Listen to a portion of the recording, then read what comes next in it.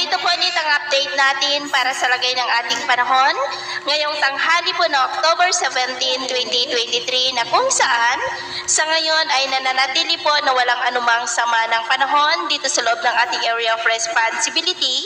at wala rin pong banta ng sama ng panahon lalo na po ang bagyo na tatawid dito po sa ating bansa for the next 5 to 7 days o kaya po ay hanggang sa matapos ang buwan na ito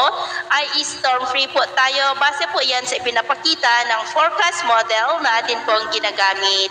At sa lagay po ng ating panahon ngayon, patuloy pa rin ang pagdaloy ng northeasterly wind dito po sa northern part ng Northern Luzon at silangang bahagi po ng Luzon na nagdudulot ng preskong panahon,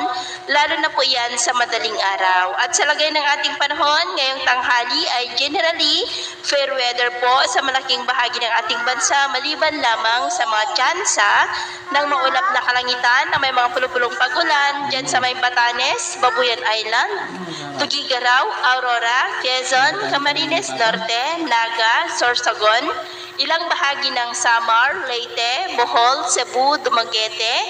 Bacolod, Capiz, Misamis Oriental, Davao, Occidental Mindoro, at ilang bahagi po ng Cotabato. At sa susunod na mga oras ay mas maraming lugar na dito sa ating bansa ang makakaranas ng maulap na kalangitan na may mga pulupulong pag-ulan. Kaya kung lalabas tayo sa ating mga tahanan ay ugaliin lamang po natin lagi ang magdala ng kahit anong panangga natin sa init ng araw at proteksyon na rin po sa mga biglaang buhos ng ulan. Sa atin naman po mga baybayin, may kataasan po ang mga alon dyan po sa mga isla ng extreme northern Luzon. Kaya iwasan muna natin ang papalaot dyan dahil ang mga alon po ay posibleng aabot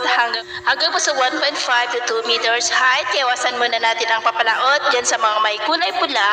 para po mas makaiwas sa mga sakunang pangkaragatan.